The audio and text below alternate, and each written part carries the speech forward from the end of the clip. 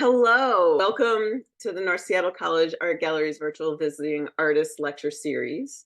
We are thrilled to have artist and scholar Tia Blassingame here with us today. I'm Amanda Knowles, the coordinator of the North Seattle College Art Gallery, and I teach printmaking and I teach drawing in the art department at North Seattle College. I'm lucky to work with Julie Graber, who's my assistant in the art gallery, who's letting folks in here today. We are both supported by Selena, Emery, and Rory, the work study students in the gallery. This is the fourth and final of our visiting artist lectures for the 2024-2025 school year. We started these talks 5 years ago and have almost 40 lectures available on the NSC Art Gallery YouTube channel. We have live transcript available for those of you who want it. It can be turned on by clicking Show Subtitle button that's at the bottom of your screen. You might have to push more to get there. We start these lectures with land and labor acknowledgements, so I will do that.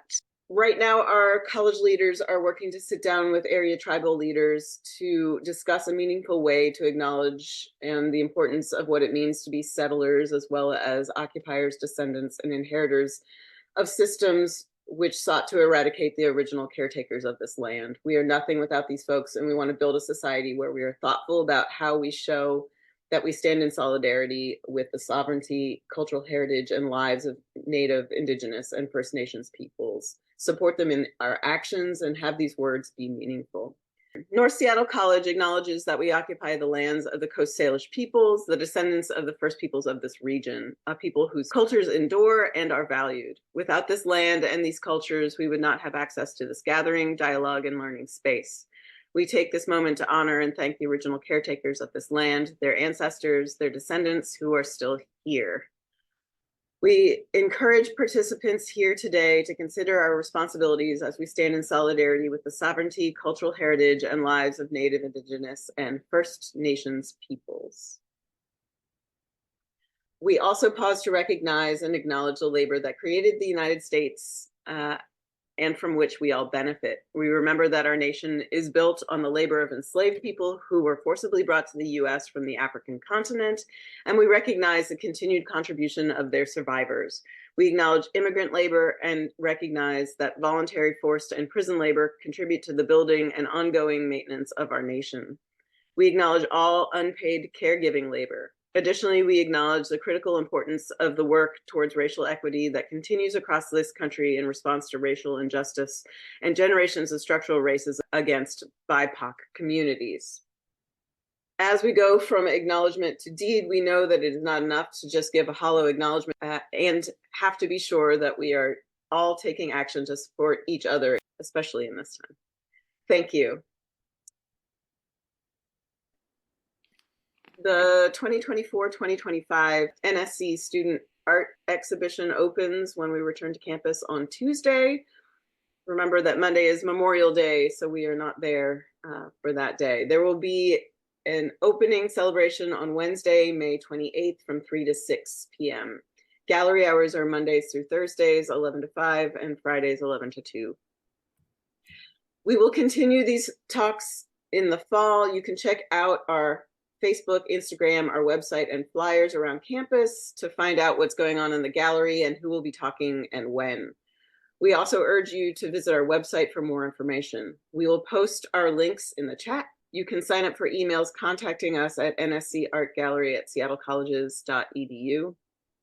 I want to remind you that the NSC Art Gallery is honored to have support from the college, student leadership, and from all you here today. Thank you for attending these events and sharing them with people that you know might enjoy them.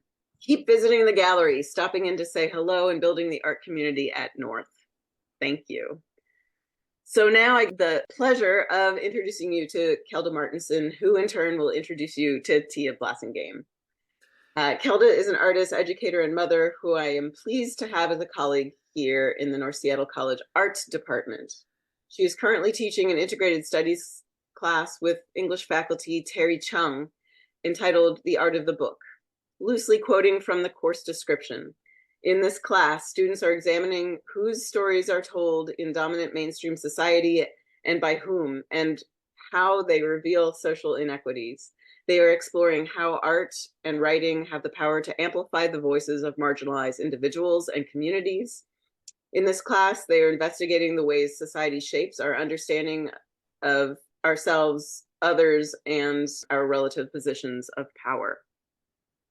Thank you so much, and I cede the floor. Thank you so much, Amanda. Thank you, Julie. Thank you for the entire gallery staff working to make these amazing lectures happen. It's such a treat to be sitting down with Tia Blassingame, having like a fangirl moment, because I have been reading and following Tia's work for some time and just have always admired the leadership she takes in the field of book arts and the depth and the breadth of her work.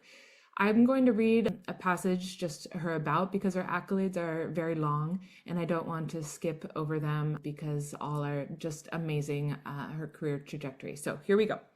Proprietor of Primrose Press, Tia Blassingame is a book artist, a printmaker, a curator, an educator exploring the intersection of race, history, and perception. Utilizing printmaking and book arts techniques, she renders racially charged images and histories for a nuanced discussion on issues of race and racism. Blassingame holds a BA in architecture from Princeton University, an MA in book arts from Corcoran College of Art and Design, and an MFA in printmaking from Rhode Island School of Design. She has been a teaching artist at the National Building Museum, Smithsonian Institution, Glen Echo, Pyramid Atlantic, and the University of Maryland at College Park. Blassingame was a curatorial intern at Smithsonian Museum of American History and served as the image coordinator for the Race and Ethnicity in Advertising, America, 1890 to Today, and Advertising Education Foundation, Smithsonian Institution Project. She has been an artist in residence at Yaddo Santa Fe Art Institute, the Andy Warhol Preserve, the International Print Center in New York, and McDowell Colony. Her artist books and prints can be found in library and museum collections around the world, including the British Library, the Library of Congress, Rijksmuseum, the Metropolitan Museum of Art, Tate Britain, Bayerische Staatsbibliothek, a National Museum of Women in the Arts, and the State Library of Queensland. In 2019, Blassingame founded the Book Print Artist Scholar of Color Collective, which has over 40 members to bring Black, Indigenous, and people of color, book artists, paper makers, paper engineers, letterpress printers, printmakers, and children's book illustrators into conversation and collaboration with scholars of their culture's book history and print culture to build community and support systems. Tia, I could say more. I want to give you time because I know this room is full of people with lots of questions and are eager to hear from you. So thank you so much for making time and space for us today. We're deeply honored to have you with us. Thank you. Thank you, Kelda, and thank you, Amanda. So I'm delighted to be here virtually, but I feel like I'm there to sort of share some of my artist books. And so what I want to do is through that kind of share aspects of my practice, examining race, racism, hate, identity. And so I'm going to share some books that are from a series as well as an unrelated book. And so through my talk, I'm going to be showing how I'm engaging or attempting to engage the reader viewer in a conversation, a relationship by using printmaking and book arts techniques, kind of in an attempt to seduce the reader, to kind of slow the reader's sort of initial response to that discussion related to race, which is typically to kind of like flee it or avoid it. And so using materiality, color, tactility, pacing to do that. But recently I was thinking, as I was putting this talk together, I was sort of thinking about the act of banning books, which obviously surrounds us and we're embedded in that action. And also of limiting access to knowledge, ideas, potentially hope that can come through experiencing books, reading books. And so I wanted to kind of start with an older work, and I'm going to go ahead and share my screen. So I wanted to start with this older work, Hers, a primer of sorts. And I just have a few images and I'll sort of give a little bit of background and then I'll kind of speed up and get kind of back on track.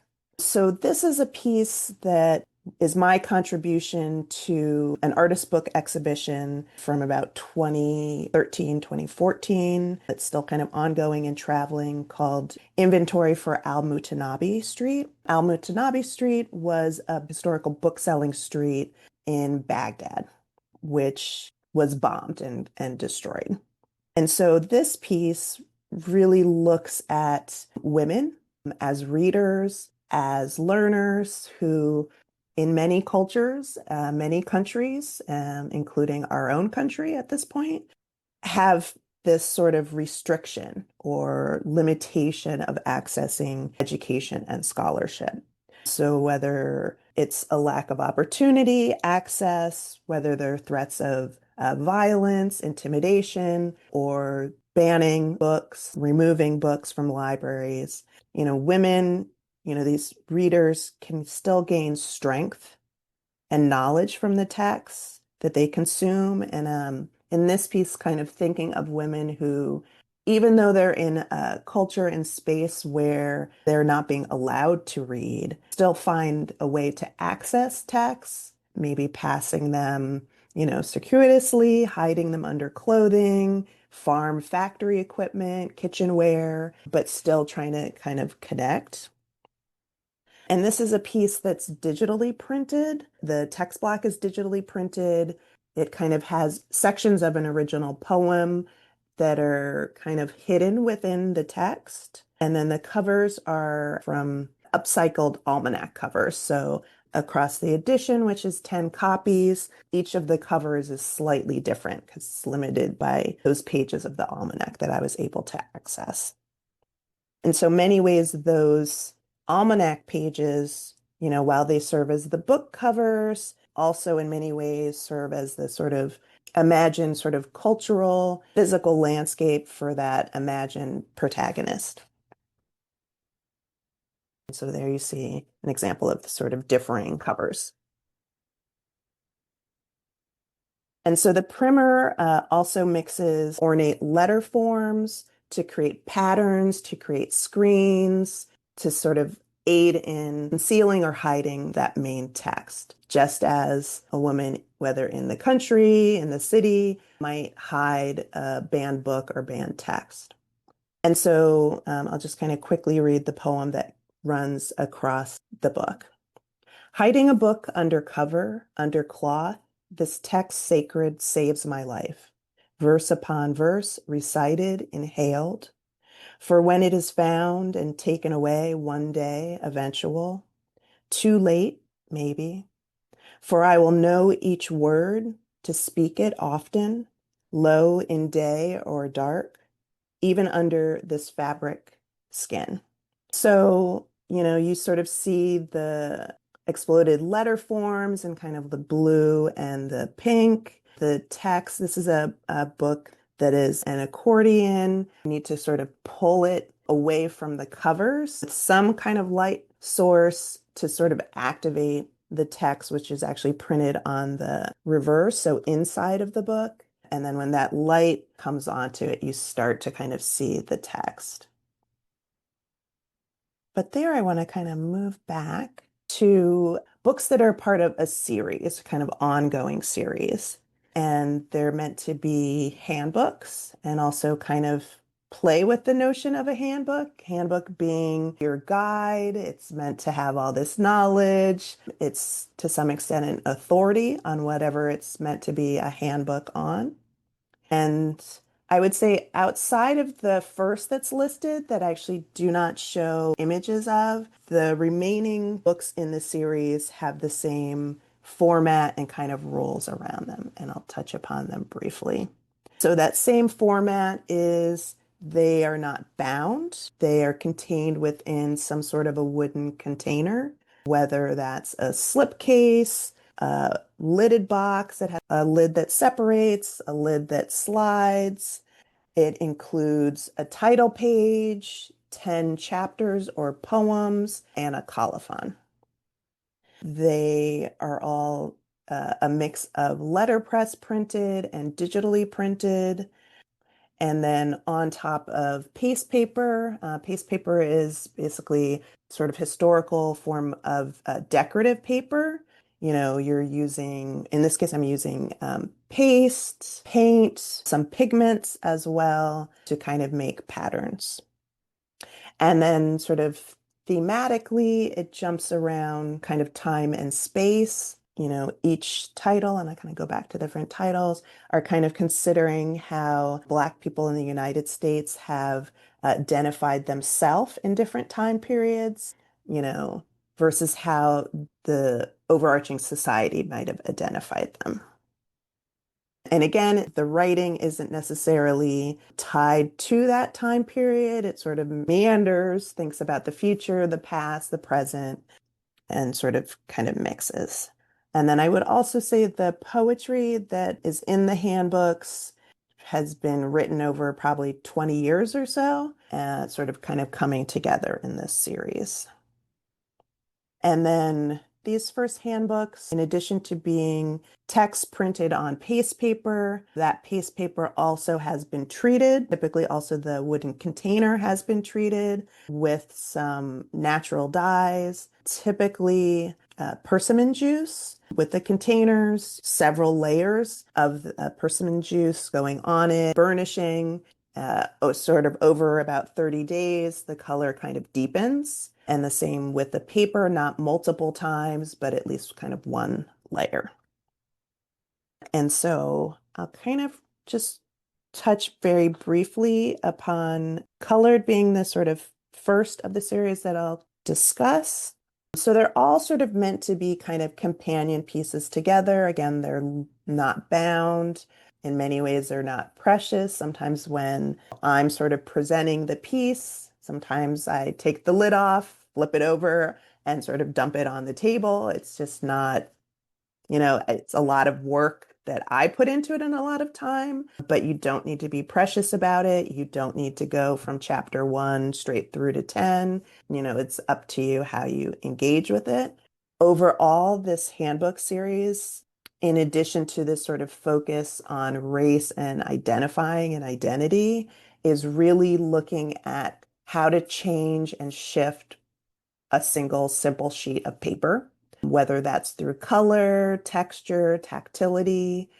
All of these sheets have gotten wet several times. They have been kind of worked over, burnished, ironed, gotten wet again. And so they start to shift. I would say definitely the texture starts to shift and they just feel really really good to handle. And so what does that mean to sort of have a piece that you're having this experience where you want to touch it and you can't stop touching it? And it might be about something that's really kind of shocking to you. Also, the color schemes can be kind of seductive as well. I'm just going to read this sort of titular poem for Colored a Handbook.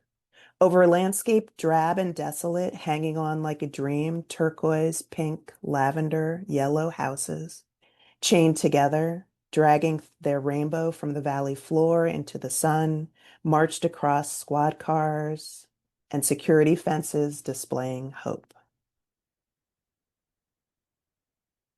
So always kind of across the series, handbooks are sort of simultaneously positioning themselves in that era, whether it's when people were referred to as colored, and then sort of also kind of moving and shifting across time to express and experience kind of various realities.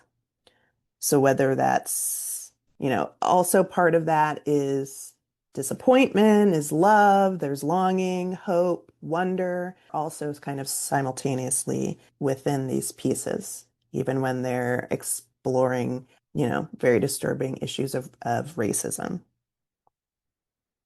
And then the idea is that part of the relationship, and I think initially when I mentioned trying to have the reader have this discussion and relationship, that's not with me. That's actually, I'm attempting for them to have that with each book itself. And so if it's, like in this page, that seduction of the sort of metallic pieces that are very kind of sumptuous feeling. You kind of want to kind of run your hand along the ridges that are made within the page. If that's successful to sort of draw you in and kind of connect you to the book, then fantastic. So here is African American, a handbook. You kind of see it in its slipcase on the right, on top of several slipcases from the edition. Again, this piece has been worked over with several layers of persimmon juice, probably also some other dyes as well. Here is actually a wonderful image from the LA Public Library. So example of their copy. So you see all of the chapters, including probably on the left, that first one, the colophon. So you start to see kind of, even without seeing the interior page with the poem, you start to kind of see different patterns and colors. And there's an example from that piece. I want to talk a little bit about Black, a handbook, to talk about the most recent version of this series. So again, kind of continuing that conversation around race while exploring the sort of study around paper transformation, shifting the texture, surface, color, kind of presence of a simple sheet of paper. I would say honestly that for me in this exploration, I'm trying to kind of actually destroy this paper so that it's doesn't look like a sheet of paper, that I might not be able to print on it with sort of subtle shifts. I have not gotten to that point, but I'm still kind of trying to sort of disturb it and destroy it. I would say just because a text or chapter does not seem to connect to race and racism doesn't mean it is not about the experience of that person within that time period or what they're kind of thinking of or exploring to sort of survive the effects of racism. And this is all of those pages put together. Again, I would say image courtesy of the LA Public Library. So even though, again, even though you can't see the insides of the pages with the poems, you start to get a sense of the color scheme. And again, so as I mentioned before, all of these early parts of the handbook, so colored, African American, Black, all also on top of the creation of that paste paper has that introduction of the persimmon juice. So it kind of almost sort of like dulls down the colors. So, and thinking about the piece that, was just sort of like very brilliant golds, that has a layer of the persimmon juice on top of it. So without that, it would kind of be more dramatic. What that also does is it makes the paper kind of water resistant and gives it a different texture as well. And there's another example of a few of the interior pages, so you get to get a sense of the color schemes. And then I want to move to the most recent iteration of this series, White, a handbook. So it shares the similarities to the rest of the series, save for color scheme. And so as the previous handbooks have kind of a sort of soft color scheme, I would say all of the colors that were in the early handbooks have some amount of brown ink in them. I would say the ones that appear the brownest probably have the least amount of brown ink mixed into them, along with different pigments, including indigo as well. White does not. White has a very sort of tight color scheme, only using, I think I really limited myself to one color or one version of white. There are dyes, some dyes mixed into the paste paper, but there is no sort of covering that over with persimmon juice. It's something that I did explore at the start of the project. And of course, it turns it pink, which was not appealing to me or of interest to me for this project. But I think with white, what I'd like to do is kind of talk through a little bit of the process so you get a better sense of kind of how I've been creating the paste paper. So I would say this was probably the first project and only project to this point that was done in many different parts of the world and was shipped a lot, which was very stressful. Always made it to where it was going, but very stressful. So again, this is a companion piece, a continuation of the conversation in the earlier handbooks. It didn't start here, so I worked on this project. Again, as I mentioned, the poetry, is over 20 years from all different places. I created some of the paste paper in New Haven, Connecticut, my hometown. I did a artist residency that featured a total of 6 members of the Book Print Collective. One of our members, who's a book artist, Rada Pandy, lives in Norway and started a book arts residency with her partner in Halden, Norway. And they were able to get a grant through the Norwegian government to bring 6 of our members for 2 weeks with 6 members of an India-based artist collective, Irregular Times. So we were paired with their members, and the sort of point of that residency was for each visiting artist to create a artist book. So everyone would create a new artist book. So sort of out of that would, emerge 12 new artist books. So 6 members went in 2023. I was one of them. And then the last group was last year. So some of those artist books have been realized completely, and some are kind of still in process, which is really exciting. So White, a Handbook is one of those. So I did a significant amount of the paste paper while I was there, some sort of writing, editing, while I was there. Soon after that, I was invited as a printer in residence. The Bodleian Library at Oxford in the UK also has a letterpress studio. And so I kind of split my time between sort of working in the studio with actually trying to do archival research in the library. And I was there for a total of 30 days. And I would say that was quite challenging. I would say typically my work has some aspect of archival research to it, but it had been a bit of time, and typically I have more than 30 days to do that. So that I think was very challenging. And also librarians were very supportive, giving me access to material and actually a lot of recently acquired material related to some sugar plantations in Barbados from an alum who had donated some of the funds that they had, or bequeathed some of the funds in their library to one of the residential colleges that at this point happens to be their wealthiest residential college. So I started to kind of get a little lost in the weeds on that project. I would say I think I was sort of looking to see what the research would provide me for a different project. And then I started recognizing that it was actually kind of informing the current project. So this is the courtyard kind of outside of the studio. The foreground door gives you access to part of the library system. But I actually remember being in this space and on this campus as a high school student when we took a trip to Oxford. So it was a little surreal to be there and be making work. But this is working on some of the paste paper kind of in the studio. So in this case, you see kind of the paint kind of on the surface of the paper, but as it's drying, it's kind of sucked into the paper.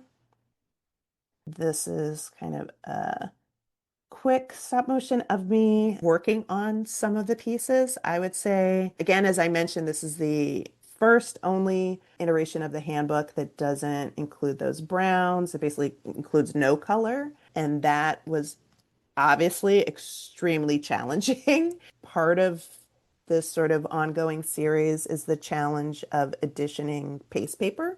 So you're trying to edition something by hand, and when I say edition, as close to an identical copy as possible. And so how do you do that when you can't even really see what you did? So I won't do that again, I would say. And so here are examples of addition of one of the pages, again, still wet.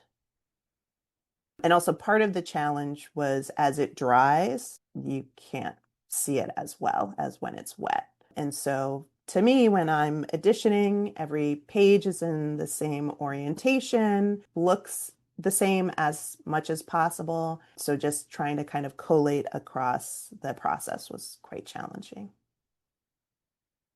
And so this is kind of the main table in the letterpress studio. Through the window, you see a Radcliffe camera, which is sort of their iconic section of the library. So that was interesting and kind of grounding and also very bizarre to sort of see that kind of iconic piece that's just across the way from the studio. But as I mentioned, I had a chance to do archival research in the library. That was very interesting. So it's focused on the sort of business accounting of the sugar plantation. Very bizarre, I would say. Each sort of book or document that came out, I feel like the fragrance of those pieces were very distinct, but also took over the reading room in a bizarre way. So almost like transporting you back in time and space. I've had the experience previously with other work of, having to kind of decipher or learn to read the documents. So these are coming from, 17, 1800s, having conversations with the librarians to try to just kind of learn how to read the documents that obviously are kind of fragile, which is interesting, that very much kind of connects you to a certain time period as well. There you see kind of a closer look at one of the spreads. So again, they're documenting the workings of that plantation. It's a business. The people that work on it also are part of that business and part of that accounting. Yeah, it was interesting. I feel like I would like to go back to do more research. At some point, I sort of had to shut myself down because I was going off on a tangent. And I think when you're doing archival research and trying to make something, particularly in a short time period, for me, it's about trying to distill because you either are making or you're researching. And at some point, you need to kind of move things forward. I had an opportunity to present a few times. And for one presentation, I brought some of the paste paper that I'd created, and then the librarians brought out some of the documents that I was looking at. And that was kind of really exciting because I was having a lot of misgivings about the color scheme, and then started to recognize that they were actually mirroring the scheme of the documents that I was looking at. And there are a few others, but then also the surroundings of the campus as well and the library. So that was really exciting. So that presentation was kind of the first time that I had the archival and the sort of in-process work together. So that was really helpful. Definitely gave me a bit more confidence to kind of keep moving forward. When I left, I sort of had finalized my text. I had the plan of actually typesetting using the type that they had in the shop. And I started to do it, but it wasn't quite what I wanted. And I was actually feeling like I was putting undue pressure on myself to print within their studio with their typefaces. So I calmed myself down, shipped things back to Connecticut, and then I actually did the letterpress printed parts at the Center for Contemporary Printmaking in Norwalk, Connecticut. So here are a couple photos of the letterpress section of their studio. Ended up using polymer plate. So, I had control of the typeface that I was using. And there you see some of the proofing. And then there's printed in black ink. So that's kind of more of the final. So here's the finished piece. On the left, in a smaller image, you see the finished container, wooden container. In this case, it's not treated with the persimmon juice. It's unfinished. The lid kind of pulls out. This is definitely an example of one of the books in the series that when I'm showing it, it's very unceremonious of pulling the lid off, flipping it over, everything comes out, tumbles out. Some pieces have more text than others. Some of those texts are kind of in conversation with one another.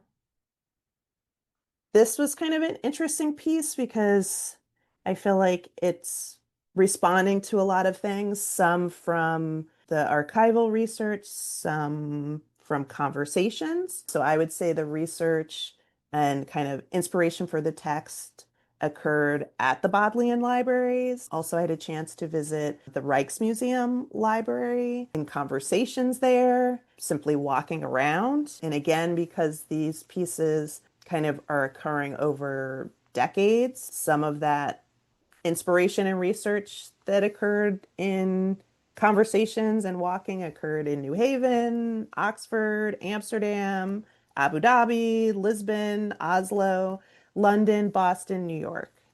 But also, I spent quality time with a copy of a children's dictionary from 2001 by Thorndike Bernhardt, as well as the American Slang Dictionary from 1891. In that case, actually, at this point, I couldn't find my copy. So thank you, Internet, for giving me digital access to that.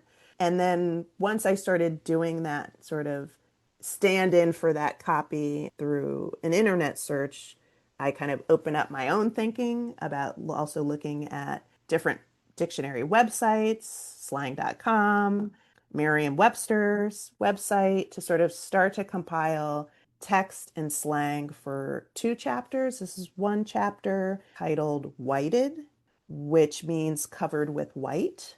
And I believe that comes from the Children's Dictionary. I think throughout this book and even the conception for White, a Handbook, was me kind of thinking that I had to continue with this series because I felt pretty strongly that you can't really have a handbook on Blackness without a handbook on whiteness. And I think for me, actually, for this title, the inspiration was more thinking about people who had passed, are currently passing, were forced to pass, and kind of what that means. So in this title, there's a chapter, again, whited, as well as blacking, which means producing a black coating or finish. So I feel like they speak together. They in many ways speak about the same thing. To me, this is no different from Black a Handbook. It almost is Black a Handbook. And so this piece contains original writing. It also contains quotes from contemporary plaques, responses to historical documents. I would say specifically a response to a plaque that's in front of All Souls College tied to their library. So that's the library that received a bequeath of that alum's library who had sugar plantations in Barbados. And then more recently, I've been kind of thinking about and connecting sections of White a Handbook to various executive orders. And almost this is my response to kind of like the ridiculousness of it all, but also the insidiousness of it all.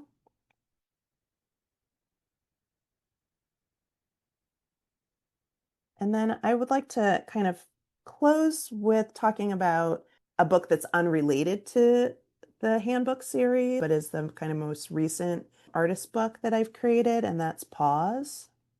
And so Pause was offset printed at the Borowski Center for Publication Arts by offset printer Erica Hansen. She also works at UPenn's Common Press. And it's also letterpress printed, laser cut. All of that was at the University of the Arts in Philadelphia. And so I was invited as a visiting artist the end of April, beginning of May 2024. And that was about a month before the university announced or were outed that they were closing. And I'll talk maybe a little bit more about that toward the end of the talk. So this piece consists of a container. I kind of see it as a compact or a brooch. It has an AI generated silhouette on the front that you see here. I'm going to keep moving us forward. So here you kind of see on the left the sort of folded stacks of the text block that's contained within that. That's a octagonal accordion text block. On the right, you see Erica kind of reviewing some of the printouts of the piece from the offset printer. And I would say this process of making this piece was very interesting. I think typically for this visiting artist program, artists came, they created a series, edition of prints. I think there might have been like one or two other artists who had made some kind of book form. I was sort of interested. I typically don't do like letterpress printing. I had never done offset printing.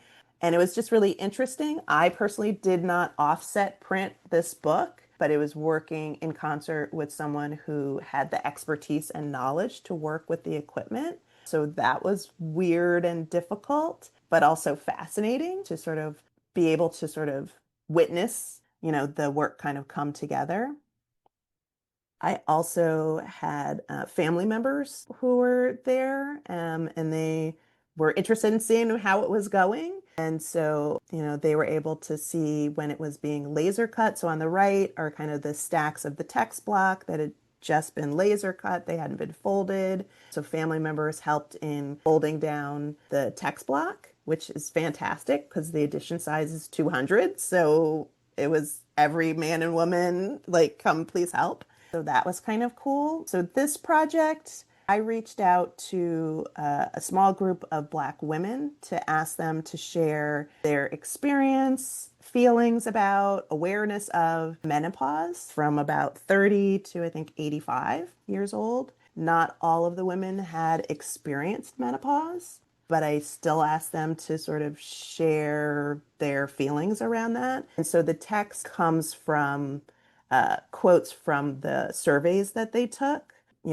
down to asking them, like, how would you describe how you felt or what you thought? So that's kind of in there. The backgrounds are typically some sorts of different fabrics. One side, the side that you're looking at, is meant to be kind of sturdy and strong, and it's sort of against the text that actually is quite vulnerable. The opposite side is more kind of intimate and maybe softer. I'm feeling the imagery and texture, and that sort of is not as vulnerable as this side. So you open up that container, you sort of can go page by page through this sort of meandering accordion. For me, it's really meant to be sort of laid out and flattened so you kind of see everything. It comes in kind of like a jewelry box. There's some bits left over from the laser printing process that are in kind of like a little mesh bag. In the lid on the right, you see the piece in that container with the silhouette. You open it up, there is meant to be sort of simulating jewelry engraving. So on the left is my sort of note to you as the reader. And then on the right is the colophon. Again, it's sort of a script, sort of simulating jewelry engraving. Inside is that folded accordion text block. It's not bound into the container. You can sort of go through it like a typical codex, page by page. But as you start kind of going through it, it's very springy, so it wants to kind of open up.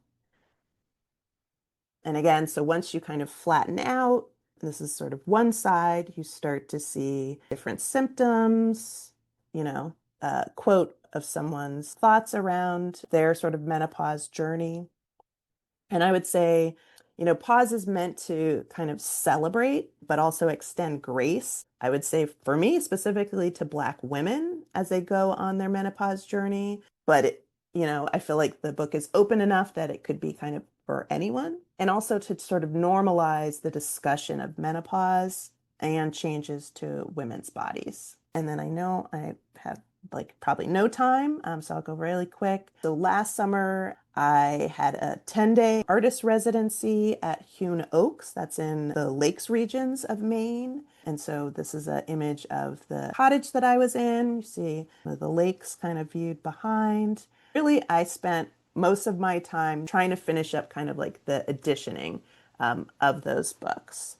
And I would say typically for the visiting artist program, you agree upon edition size, the artist keeps half, the university keeps the other half. But because a month later the college was basically ending, I reached out basically, are you okay? But also, is my stuff going to end up in the trash? Can you help me? And they were actually nice enough to send the other 100 copies back to me.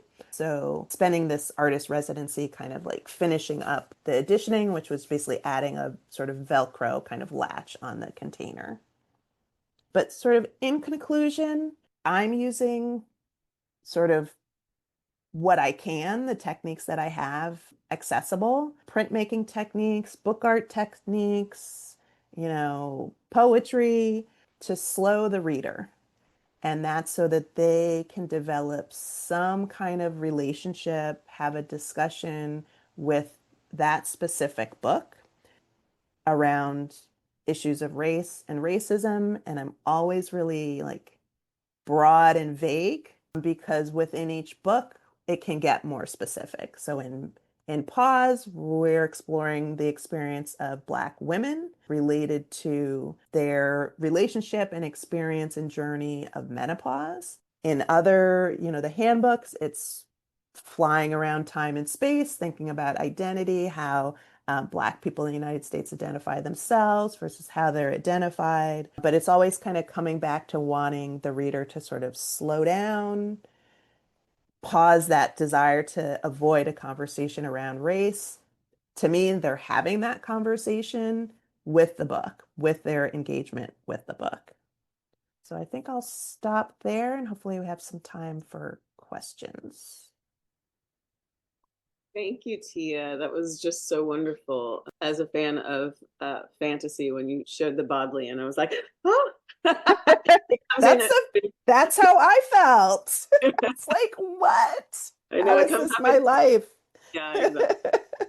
I know, Kelda, do you want to just say a couple words? I know you all have to go, but do you want to say, I think we can probably keep going for a little bit, but. Yeah, I'll just our students have generated lots of questions for you, Tia. Thank you so much for walking us through that work. That was so beautiful to sit with it. So I'll get straight to one I have here from Xander. In your work, you focused on themes such as the historical racism inflicted on the Black community and used period typefaces to insert the viewer into that era. What resources have you found useful to guide you in that research process to create your art? I know you spoke about the museum that you were in. And then the second part to the question, if you want to focus here, are there any recommendations for other BIPOC artists who also want to navigate the complex and often suppressed history of their culture? And that's from our student Xander. Sure. I mean, resources, I feel like I'm always drawn to libraries because I grew up with a great respect for libraries and librarians, but that's probably largely because my mother was an elementary school teacher and my dad was a historian.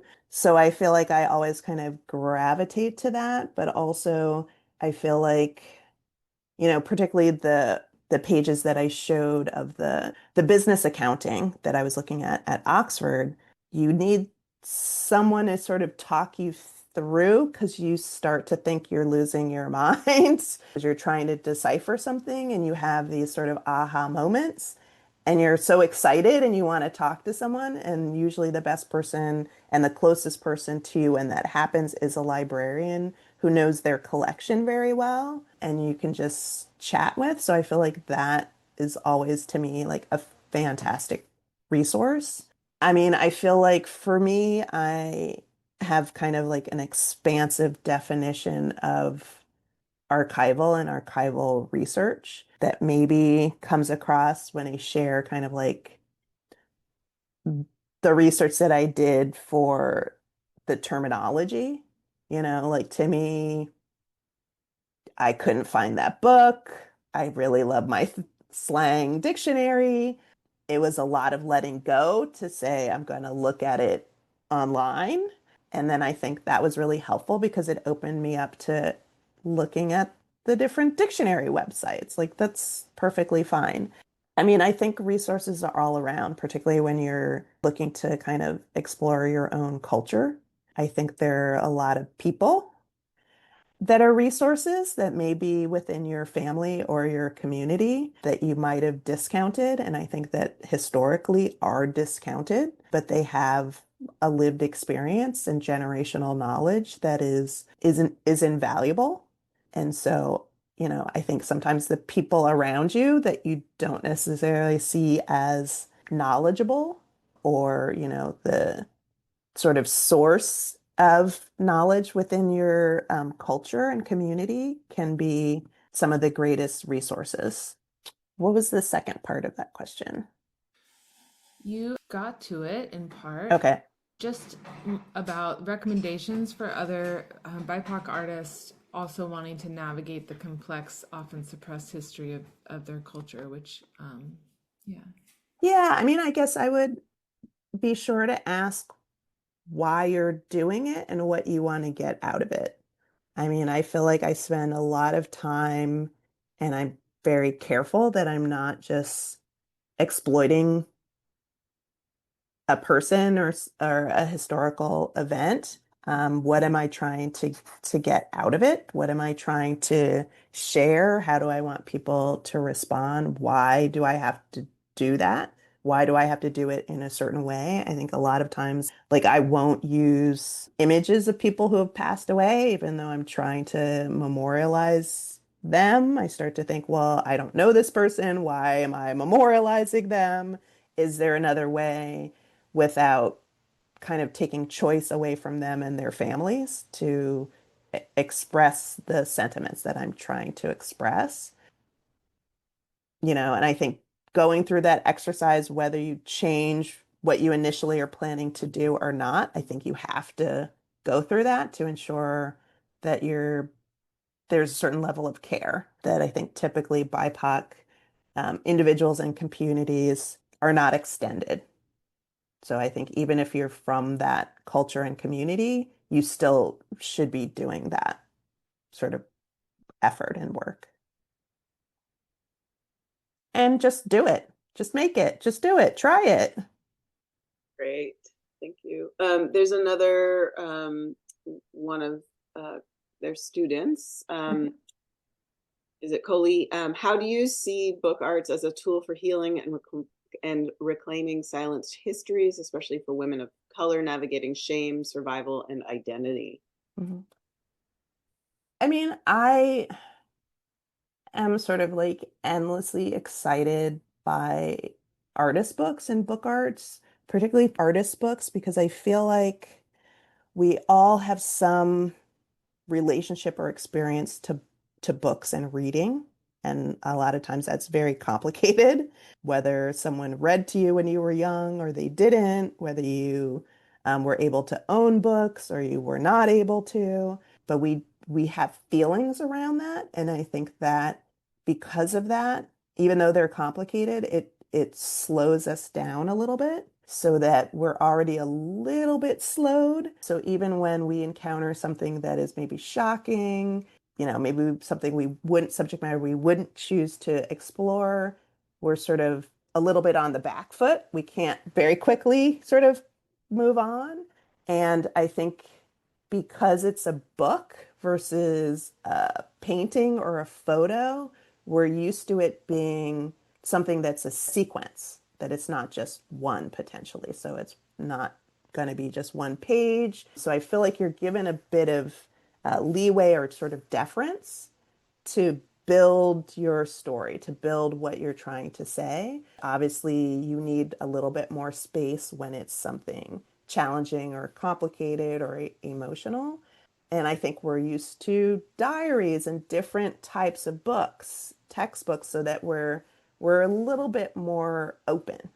And I think artist books to me are exciting because I feel like you can sort of bring so many different things to that form, just like a book, right? It could be a picture book, it could be a textbook, it could be about biology or chemistry or, someone's biography, right?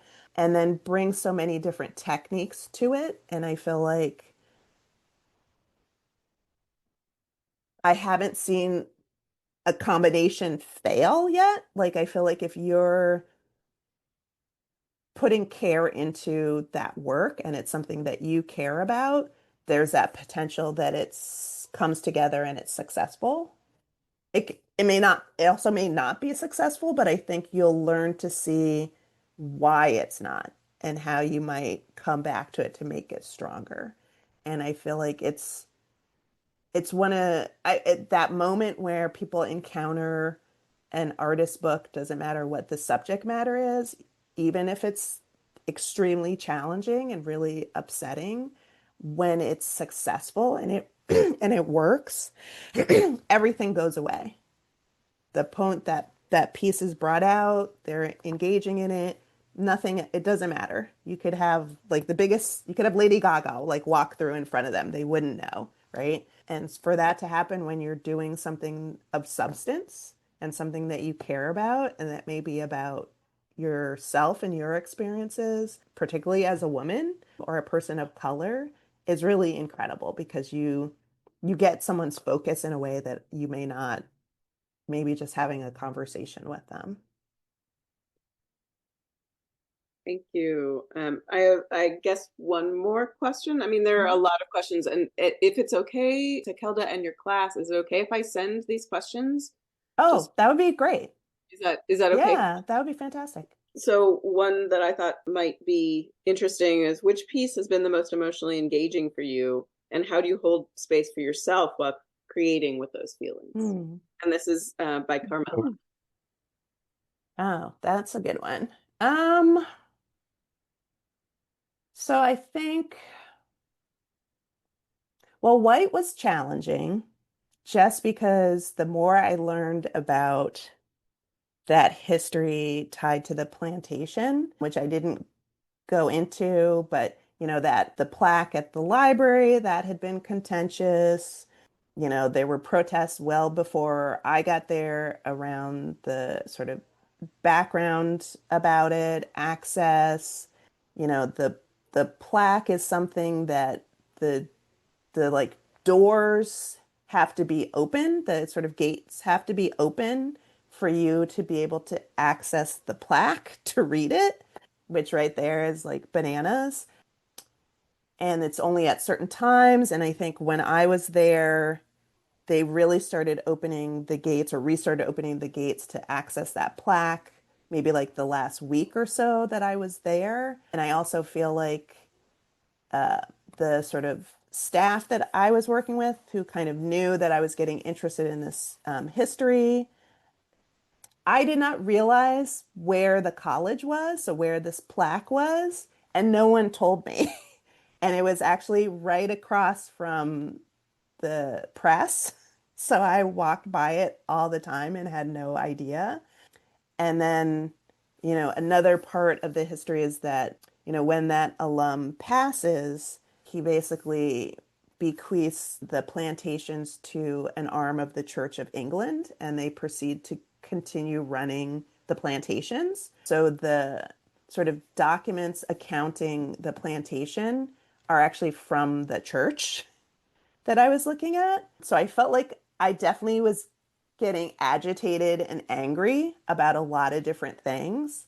And I did have a chance to meet the sort of librarian of that specific library at All Souls College, who was very pleasant. And I was able to access that space, which historically had been referred to as like the most beautiful room in Europe, but knowing sort of where the initial funding is coming from and sort of the accumulation of wealth is coming from that bequeath that's based on funds from the sugar plantation. Standing in that space, whether it's supposed to be the most beautiful space in Europe, is maddening and very disturbing. And I think I didn't show it, but the section of White, a handbook that basically is just riffing off of the text of the plaque, I think very clearly shows like my increasing like agitation and anger. And I'll just limit like the mention of the plaque to one section where it refers to basically like memorializing those who worked in slavery on the plantations. And so there's so many, like that wording is problematic, obviously. Like, who works in slavery? Like, you work in retail, like, you don't like. And then I realized actually people do work in slavery, they're just not enslaved. So, are those the people that you're memorializing and thanking? So, I think, there was a lot to sort of get kind of worked up about.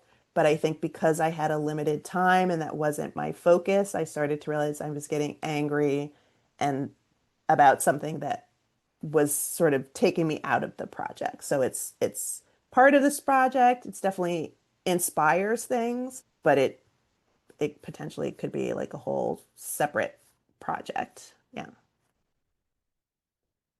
Well, I thank you. I thank you so much for your time with us. Thank you. So many good questions that I just read through them quickly. I'll share them with you, Tia. That's great. So I really appreciate the students and their thoughtfulness here, but also just really loved hearing about your work. And I hope that you're back to it this summer when you're off. Yeah. Right. Yeah. Thank you. Thank you Yeah. so much. Thank you so much. Thank you for having me.